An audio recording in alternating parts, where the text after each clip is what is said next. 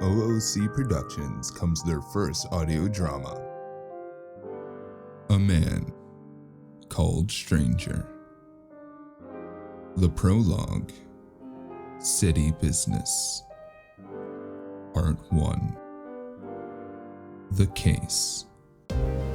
Starring Krensey as the sheriff, Hard Seltzer as the enforcer, Whip Hand as packet tracer, A Confused Mistake as Sybil, the manager, and Cupid, and finally, the Grimbard as me, the stranger. I felt weightless, adrift in a cosmic ocean, floating in a sea of stars. They twinkled at me, shimmered and sparkled like glistening droplets trickling down the windows of a speeding vehicle. There was a window, and I was staring through it. I was standing there in a long hall of stately metal. A bustling crowd behind me was going about their existence, their uniform and dress. There's too many different types of them to count. I turned back to the window, where the endless space was stretched in front of me. Those twinkling stars were fading away. Their ethereal glow beckoned, captivating my gaze, filling me with a sense of awe and wonder. My arm instinctively reached out to grab them, to pull them in. Shining blue crystals, shaped into little octagons, spilling through my fingers, falling away, falling. And then there was darkness.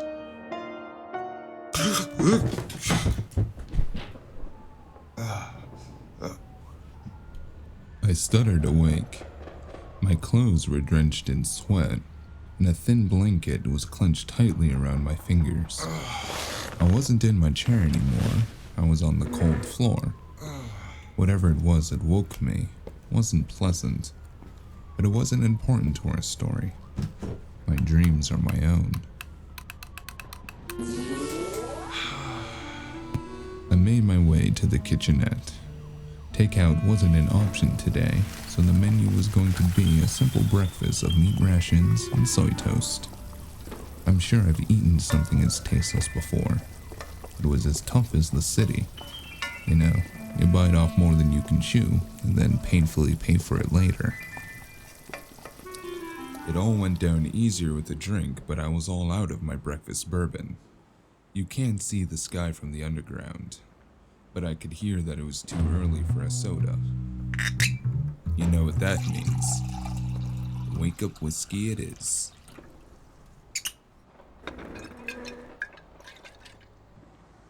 As I choked down my food the best I could, I slip on my glasses to begin scrolling the numerous news feeds for anything of interest. My AR interface didn't show me much today. The deals Mayor Allerson was making on the docks were going south faster than a flock of devourers. The corporations were making new regulations about delving under the city, and freelancers blew something expensive up. All more of the same. None of it was going to help me. I was running a little low on the funds I had left. If nothing changed about my situation soon, I wouldn't be living in the sprawls anymore. I'd be living on the streets of the sprawls. To be fair, after resealing the windows and all the bullet holes, at least it kept out the cold air. And the flimsy door did keep out most unwanted visitors that I kept on getting. But I don't know why they would want to be in here. There wasn't any bourbon. Actually, that was a good point. So I glumly got up, ignoring my haggard appearance in the mirror, and put on my hat and coat. An exit scene left, off to find some bourbon. Because my apartment building was so deep into the ass end of the suicide sprawls, it took me an hour of walking through streets laden with drunkies and suckers, scavengers and gangers, just to get to a place that didn't reek of mold and destitution. There I had the one valuable thing I still owned, a half-decent car, auto-drive software. Hopefully, it was working.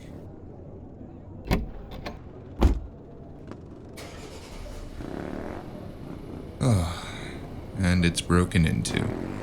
Again. All I could do was hope it had enough to get me out of this hellhole. Oh, what's the repair yourself button?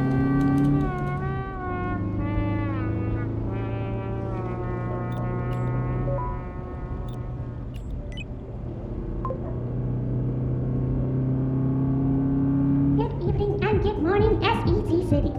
Welcome to the 10 a.m. stream of Freedom News.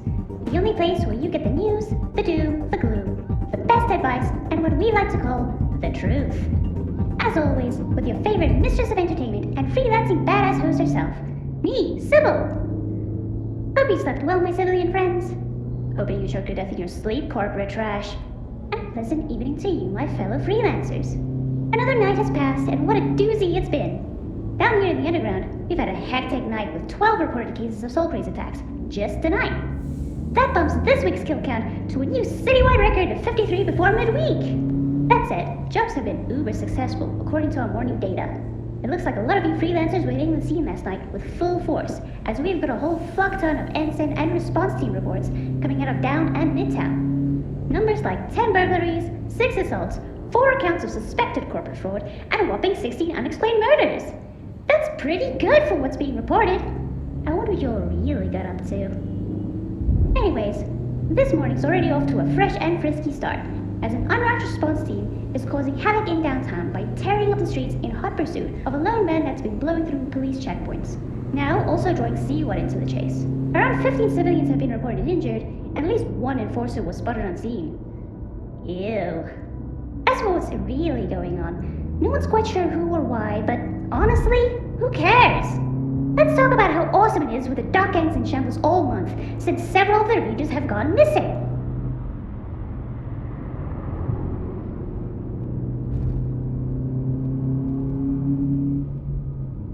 My car only got as far as the Vatican Row, so I left it on a neat little corner and took a stroll down its main street. I knew a place that was going to be open this early. Open and ready to serve me my breakfast bourbon. Enough bourbon to get sauce worse than a pasta and not care who eats me. The city was nice like that. Certain parts of it. Usually those were parts I tended to avoid, as anything corporate involved was bound to be a bad time. A worse time than eating the lizard at the Bayou Boy cookout. And I'd never do that again. I couldn't forget those nights even if I tried. I have. I try to catch sight of the ruckus, but it's got at least a block on me. You know what they say about poking your nose into other people's business. It's the quickest and easiest ways to get it broken. And with the way I do things, we call that being none of our damn business. Besides, there's better things to do, like drinking. So instead of doing something that's very likely to get me killed, I step in front of my favorite bar doors and watch them slide open, hitting me with the aroma of smoke leaf, old sweat, cheap perfume, and even cheaper drinks. I should get me one. The smoke leaf, that is. Little early, aren't you, feller? Long night. When aren't they? I'll take a couple breakfast bourbons. Spice them up real good for me, would ya? 2 already. You did have a bad night. Not any worse than usual. Think I managed to sleep this time. Well, that's good. Give me a second, I'll have your drinks coming right up. You got a smoke? Here you go, stranger. And these are for you? So, another whole night of not getting pumped full of lead, you say? That's usually a good thing. If I was out looking to get shot, sure, that would be a fine night. Instead, I'm here, I don't even know what time in the morning. No work, no life, no anything. Just wake up whiskey and breakfast bourbon. then a brunch beer, a midday snack time margarita, right before the good old luncheon lubricators. I need to find somewhere else to be. Not that I dislike your patronage, but you are getting increasingly more depressed. It's somehow bringing down the mood. Are you still violently against getting a contractor's license? Over my cold, rotting, dead body. That's a yes then. Did you go about looking into that other soulless hangout? What was it, the chromium? Been pretty earnest on getting out of the underground when I can, not skulking even further into it. Well, usually you have to do quite a great deal of skulking, stalking, and shooting your way through the underground before you even get to spend much time up here. I've been looking into other places already. I'm pretty sure I can find one on the cheap over by the docks. But even that would require Lady Luck to shine on me a little bit. Till then, I'll be coming up short. Oh, you don't want to go down by the docks. Pretty shady over there as of late. Really? Shadier than here? Are the drinks cheaper as well? And how dare you, fine sir, accuse my other clientele of being anything other than the finest of sirs and missuses? But yeah. What do you mean? How so? Well, the gang wars over there been heating up something fierce. Fighting off each other, fighting off corporal control ain't pretty business all around. The mayor was making headway into solving the problem before he went scorched earth on them as well. Driving down the prices, turning on the gangers. Now the whole place resembles a war zone. That would explain the sudden drop in prices. And there goes another plan. Refill me, will ya? Don't get too down on yourself. It wasn't too bad of a place until the mayor went 180 on it, to be fair. It's like he woke up one day a whole new man, decided to fuck the entire dock district. There's no way you could have known that. Yeah, but that doesn't change that I'm still running out of options fast. A couple more weeks without city work and I might have to consider figuring out how to become a wage slave. Ugh. It's not as bad as it seems. The glamorous life isn't for... What the fuck is that? That's annoying. Oh, nifty little thing. Activity alert. Whatever's going down outside is coming our way. Can you tell what it is? Some kind of RT team. Maybe some marshals are on a chase. Might want to close up for a couple hours anyways. Well, go take a look, would you? Maybe they're just passing. Fine. But I want another drink when I come back.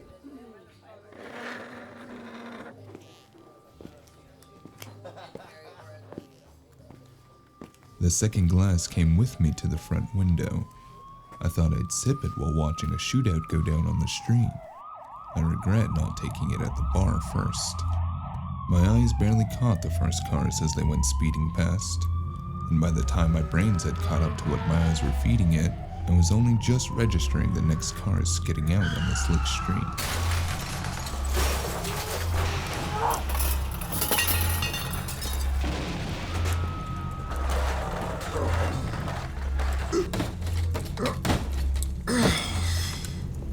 I pull myself to my feet.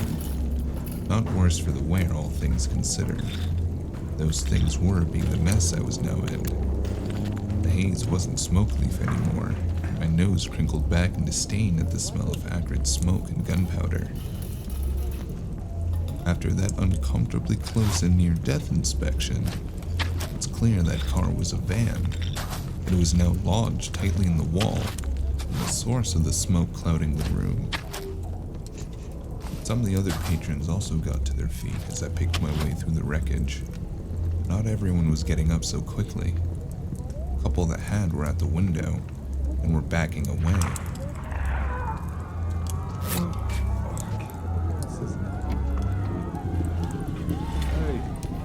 A suit came falling out, barely taller than 5'10", and had thinning black hair where he wasn't missing scalp and bleeding profusely. He was wearing the remnants of a nice three-piece suit that was hard to tell between the tears, missing sleeve, and bullet holes. He looked less like a has-been, and more like a never-would-be. Barely standing as well. He had just enough in him to stick the upper half of his body back into the van and retrieve a briefcase, and a small gun. I raised my palms to show him I meant no harm, but it didn't matter. He sunk to the ground like he was already as sauce as I was hoping to get that day. Well, that sure was one way to make an entrance. Are you still alive? Hey, that means you're not dead yet, so stay with me. He wasn't looking too fresh, and everyone else in the bar was beginning to look pretty panicked, frantic at whatever was outside, but I still knelt down beside the man and checked him over the best I could. If I was to judge by the red gushing all over my hands, I'd say something had punctured his ballistic weave. Please help me. Question: are you in the kind of trouble that's gonna get me shot as soon as I help you? Your solace, yes, I'll pay. No, I do have a soul. But even if the answer to my question was yes, you said you're willing to pay. Alright, up you go. Come on. He was heavy, but I got him to his feet with me as a crutch. Good thing. We turned to the front of the bar, and the crowd gathered there had turned away, actively backing away now.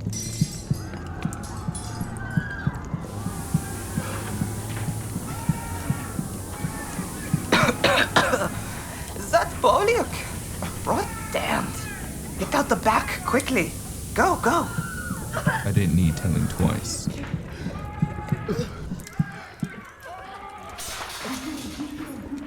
I glanced around the corner to see the van had been yanked back, and a response team was pouring into the bar, guns up. I ducked back real quick, reevaluating my life choices even quicker.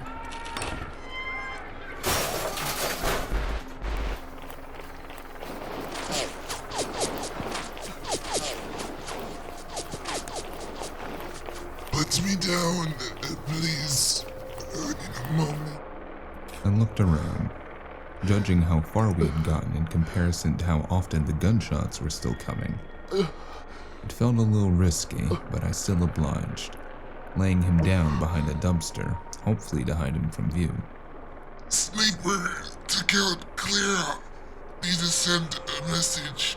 The man was pale and shaking, already starting to get that glassy-eyed look, but I wasn't sure who he was, much less how to break it to him that he was dying. I patted him down for a communicator or datapad of any sort, but shouts in the direction we came in caught my ear, so I tilted my head, focused on my hearing. Who called you here? Can't you hear the gunshots? There was an incident down the block. Tau 18 and I are already in pursuit. Put that big thing away and follow us. Damn, these guys were quick. Hold tight there, buddy. I'll see if I can get rid of him. Making it look like I was fidgeting with my zipper, I turned around to face three smartly dressed corporate men. This was really not my morning. Oi! What are you doing down here, you blasted street trash? Quite the ensemble cast in front of me. The first was one of the ensign sheriffs, as was proudly displayed by the star on his chest. He was holding a light SMG directed right at me. Beside him is one of the members of the SRU units. He was large and holding an assault rifle. I couldn't tell much else as he was covered in a thick mask and heavy-duty armor. To make matters worse, the third didn't even look like a cop. A large, cyborg and augmented-out man. He was carrying a very heavy-duty pistol in one hand and had a large, ticked-out sniper rifle over his back on a sling. I immediately raised my hands and splayed my fingers wide. Well, hello there. As you can see, I'm not doing anything illegal and would really prefer not getting shot this morning. Keep your hands up where I can see them. Look, I was just out here relieving myself, and as far as I can recall, that's not against any rule or regulation. So unless you guys are actually 3 strippers dressed as cops, can I put my pecker away? It's getting cold. Alright, slowly now. Any sudden movements and you might start leaking out a few extra holes, you hear? Yeah, I got it. Is there any particular reason as to why you 3 are targeting me today? Or have I won just the most unfortunate lottery? Are you deaf as well as dumb? You can't hear all the gunshots going on? Really? Gunshots in S.E.T. I honestly just thought that was part of the ambiance. Ah, smart guy, eh? Tell me, smart guy. We're looking for 2 runners. Did you see anyone go by? I might have heard something pass while I had my back turned. What are you looking for? Tall, blonde, and muscular? Leather clothes? Ganger, maybe? Wasn't really paying attention. Take a look around the corner, 18. Johnny, go with him. I'll finish up here. Affirmative, Sheriff. As the one with the rifle passed me by, I got a good look at his uniform. That was an official member of S.E.T. I guess that explains what he's doing here with the sheriff. The other lingered, stared at me for a moment. I felt his cybernetic eyes scan me over, but he deigned that I was beneath his interest as he raised his handgun back into position and started making his way past me down the alley. The sheriff lingered for a moment even longer, looked me over properly, his eyes moving off of me and surrounding the area around us. I was sweating under my jacket, praying to whichever god that was listening that my years of putting clutter in a pile instead of cleaning my room was finally paying off. What did you say your name was? I didn't give it. I'm just a stranger on this planet. How long did you say you've been here?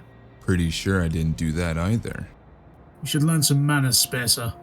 On top of the regulations about a sheriff asking for identification. Well, start tomorrow actually. Enrolled myself in how to please egotistical dickhead classes. Early start.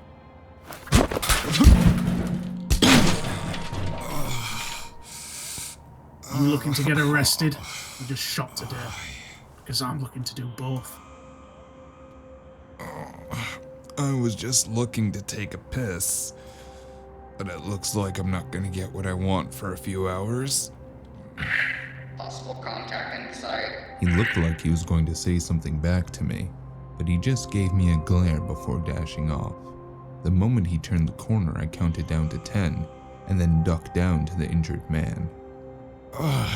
Damn, you're looking worse than me. Hey, buddy, you still with us? Already cold, his eyes were staring off into the void. Blood was beginning to pool beneath him and run into the alley where I was crouched. Patting his body down, I still curiously found no comlink of any type, but I did get a proper look at what he had doubled back to his van for. A briefcase. Not too large, but heavy and shaped out of a dull metal. I could faintly make out a logo of some sort on top, but it was sealed with a heavy-duty maglock. My eyes went between the briefcase and the dead man. It was impossible to tell how long the cops are going to be, and he did promise to pay me. So, I had a great idea. I nabbed it.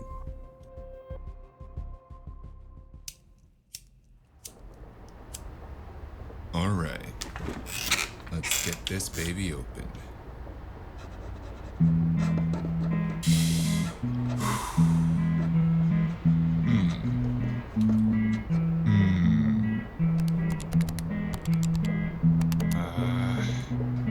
Come on. Rot damned. Fuck.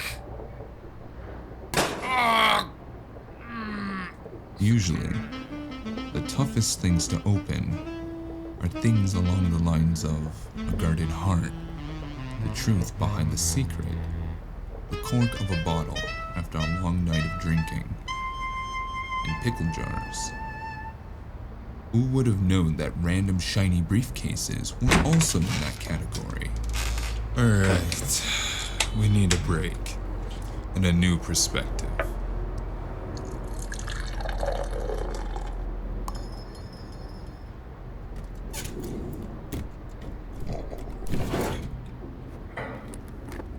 Now, where did I put that data pad?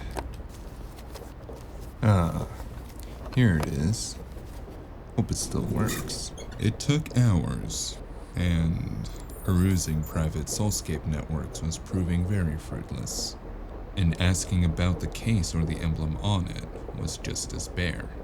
No one seemed to want to give me any answers.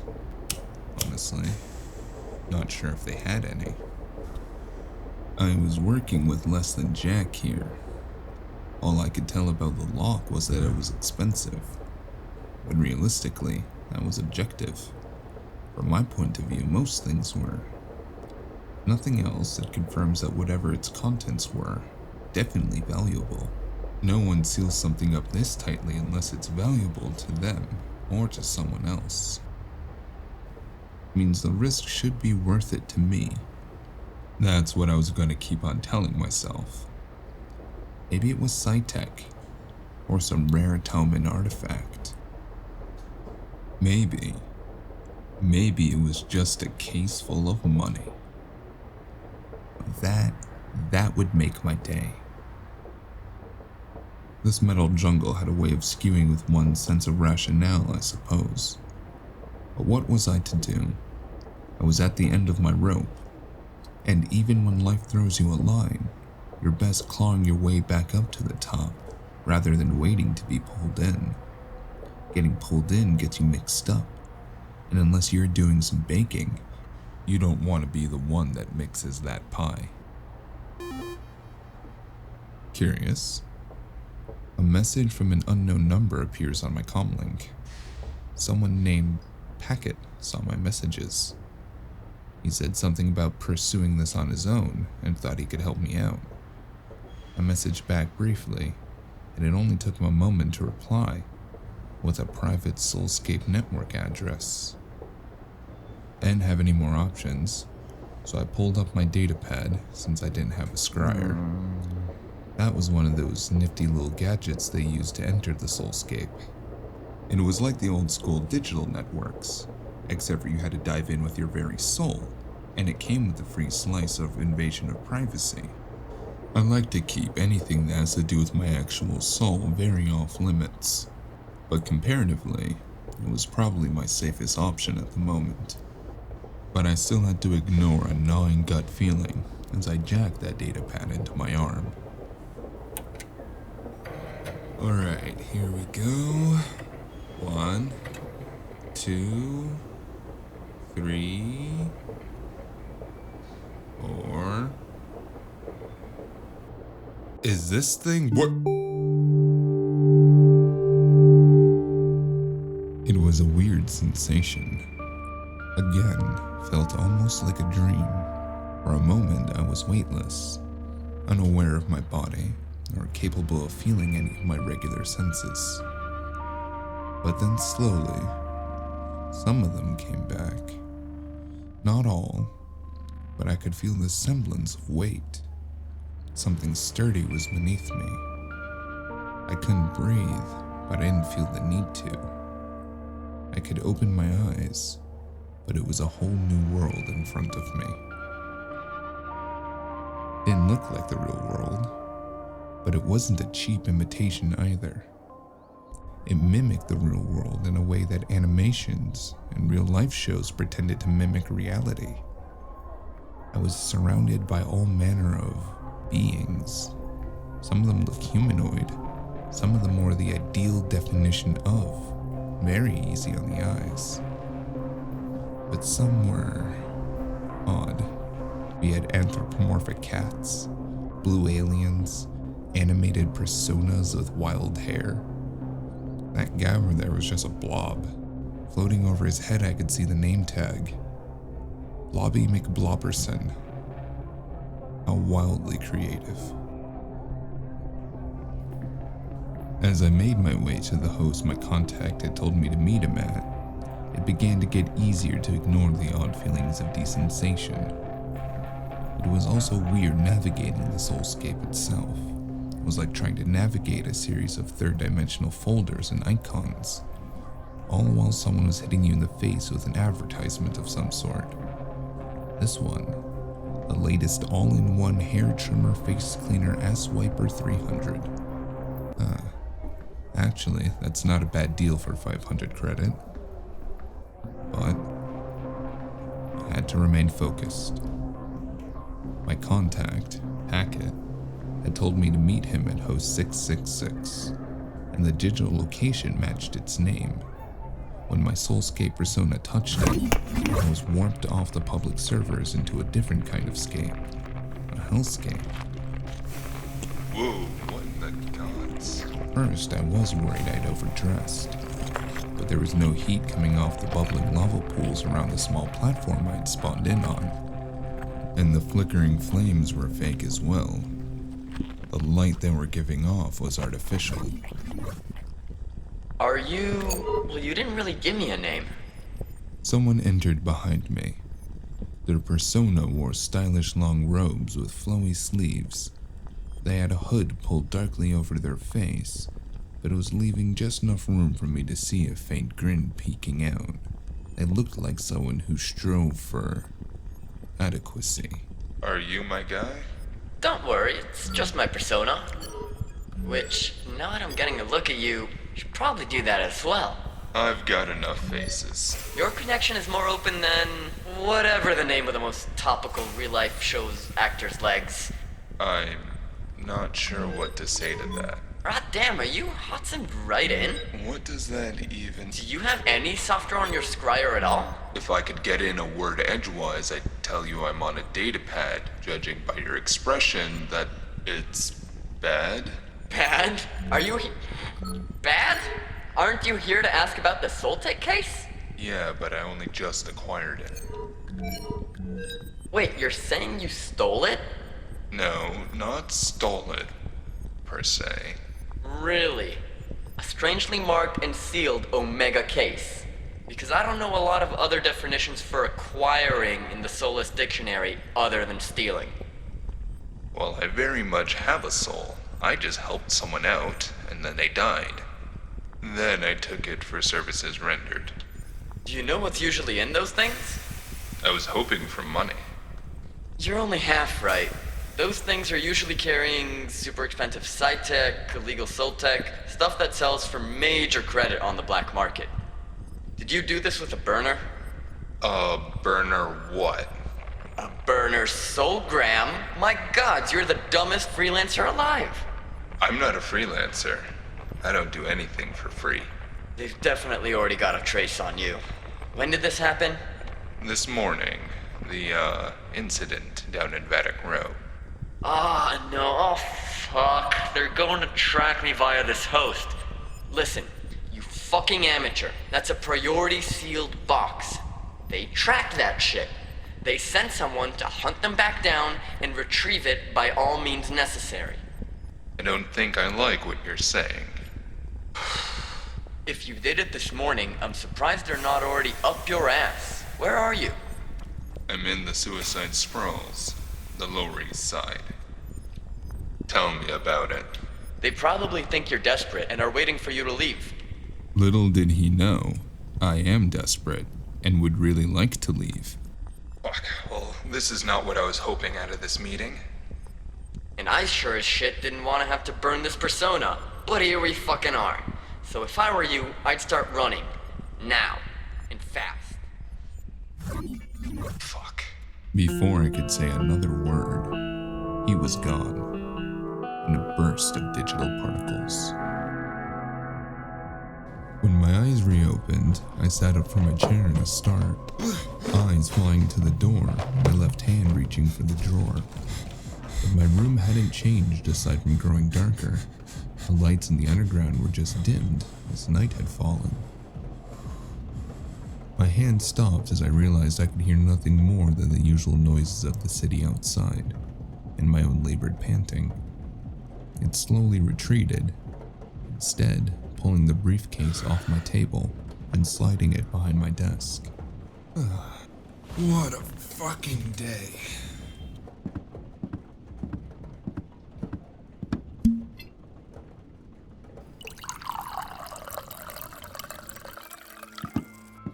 something was needed for my nerves. I stared out the small window behind my desk, almost expecting the snipers to be lining the rooftops around me that very moment.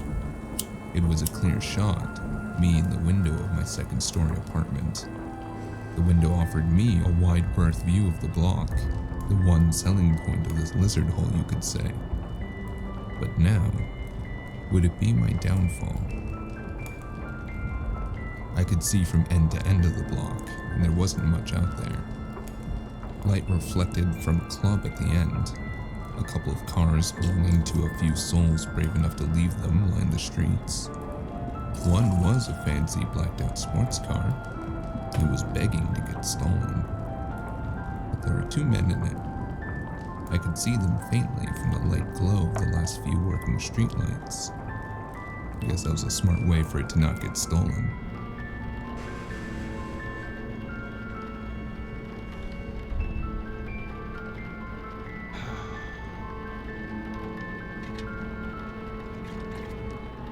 Was the street emptier? Quieter? Those guys weren't in their car anymore. Was I being paranoid? I stared at the metal case for what felt like a long time. If what that packet guy said is true, I should probably get rid of it before it brought trouble right to my door. I spoke too soon.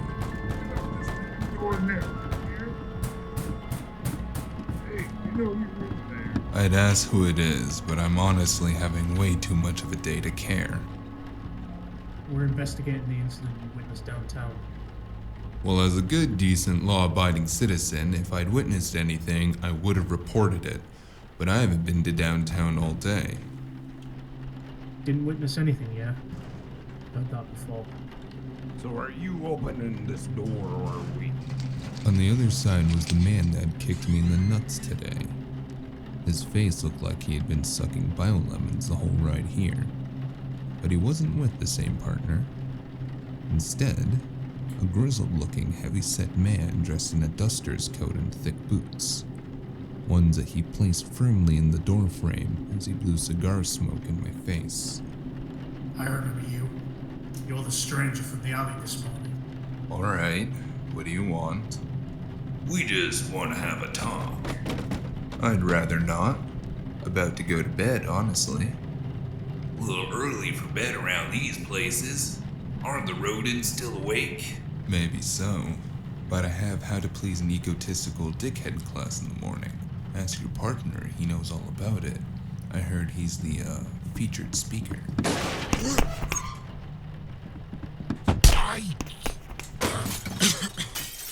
I said knock knock, you little shit. Alright, well, come in, I guess. I can't offer you any whiskey since you just knocked my bottle onto the floor. Quite the shabby little place you got going on for yourself here. Times are tough, but hey, at least I don't have your job. The two of them split apart as soon as they entered, the big guy checking the only 2 doors in here. Much to his surprise, the kitchenette and bathroom. I could feel the other's eyes on me at all times, like an alligator stalking murky water. There was a hunt afoot. I don't think that I'm the predator. We said we're investigating the incident you saw downtown. Did I stutter before? I recall saying I didn't. Funny story, that. At least it almost was until we doubled back. Wanna guess what we found out? Well, since you're at my very doorstep, I'm gonna guess my wallet with all of my cred chips in it. There was a lot in there. I'm gonna check. Almost. Found a body. Pretty cold by the time we found it. But we thought something might have come back to your recollection. A body? No, couldn't say I saw one. Not in the alley. Not today. You didn't? Funny that. Probably have an excellent reason for us finding it covered in traces of you when we scanned it. I mean, to be fair, you literally caught me with my dick out. That would explain it. But then again, what did we find next, Grizzly? First, we found the bar's security tapes. Shows a pretty clear picture of you helping the guy out. Not that you'd know this, I'm sure, but it's actually quite a normal thing to do a good deed every once in a while. I have no idea about any incident that he might have been involved in. I have no clue about whatever it is you're here for. I helped the guy out of a burning wreckage and into an alleyway. Then I took a piss, because the adrenaline rush. Then I went on my merry fucking way. Went on his merry way, this guy said. You hear this guy? Sounds like one of them, whatchamacallem, one of them digger shows before the crash. Really? I've never seen. What kind of people are usually on those digi shows, you say? They push further into the room and I circle around the desk, pretending to get another drink while discreetly pushing the case further out of view. Well, to be honest with you, Sheriff, liars. Liars and thieves, mostly. Is that so? What about you, Mr. Spacer? Is that what you are? A liar and a thief? And why would you think that? I'm sure all of this is just one bit. Probably because the security camera caught you and the guy walking down the alley. Then another camera caught you. What was it? Making your merry way, you said? A little later than you said you did. The story's falling to pieces now, ain't it? Well, my apologies if my story's not up to your standards. I'm not a bard. Oh, not in the face, man. Don't you know never to hit anyone in the face when you're questioning them? The sheriff did indeed not care about my face, but I did use the opportunity of being pushed into the chair to slide the case further out of view. But, let's be honest here. Another dead executive? What's the harm? What's there to cry about? Do you care about another dead corporate sheriff? Nah, can't say I do. Can we bother to even move the body, honestly? Pretty sure there's a dozen more taking its place as we speak. Good riddance, I say. Alright, well, you've got me dead in sight, so what are you both actually here for? What do you want? A payout? You can see that I don't have much at all. You stole something very important. We want it back now. Alright. Well, negotiations were off the table, clearly, as the big guy was standing in my kitchenette, leaning against the wall with an arm rested comfortably on his holster. The sheriff backed away a few feet, having had enough of rattling my brains, and stared at me expectantly. I'm out of options. And when you're out of options, there's only one thing left to turn to. Bad ideas. And that's it. You just want the case, and then you leave me alone. Exactly. Now where is it? That's... fine. Around the hall and under the stairs, there's an electrical box. It's got a heavy lock on it. You're gonna need to bust it, or something thick to pry it open. See? That wasn't so bad, was it? Didn't even hurt you. Well, maybe just a little. Keep an eye on him. Grab some cutters from the car. Fine. Don't be long. This place gives me the creeps. It smells bad. It's sewer. And ass. Swamp ass. The big guy pushed off the wall, started coming closer, hands off his holster and now dangling at his side. So what? All the planets and all the universe and you come live in this dump? Would you blow up all your cash uptown and miss your flight? Even closer now, other side of my desk, but I didn't respond to him. My heart was beating too fast. Oh? No more stories to tell? That's a shame. I was enjoying the one earlier of you just being an innocent passerby and all. Almost had me going. He leaned over, leering at me. I could smell the cigar smoke on his breath, but I didn't dare move. Not yet. Maybe you spacers aren't so fun after all. Yeah, what's so special about you? His eyes went down to my feet. then back up to mine. They froze there for a long second. I could see the tiny gears in his mind turning as the realization dawned upon him. Hey, wait a minute. His face morphed to one of surprise as the realization hit him. But that wasn't the only thing that hit him.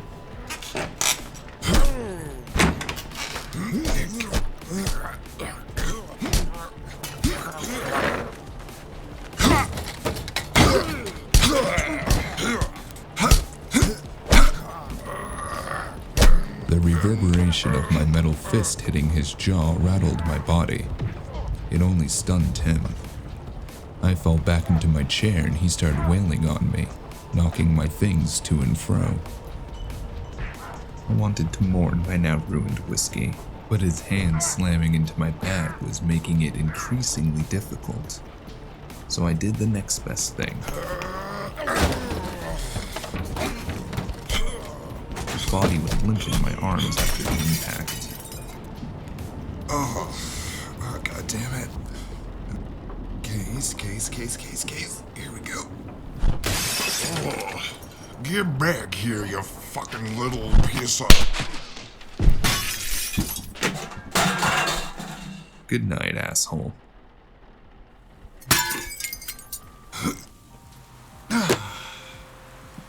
Alright, here we go. I knew I had to mourn the apartment as much as the fallen whiskey. There was no way I could ever return after that. But as I made my way through the suicide sprawls, like a man going out for milk, I clutched that briefcase tightly. It was going to be my way out of here. Thank you for listening to City Business, Part 1, The Case. You can follow us on socials to help me find directions, or support us on Patreon so I can get more bourbon.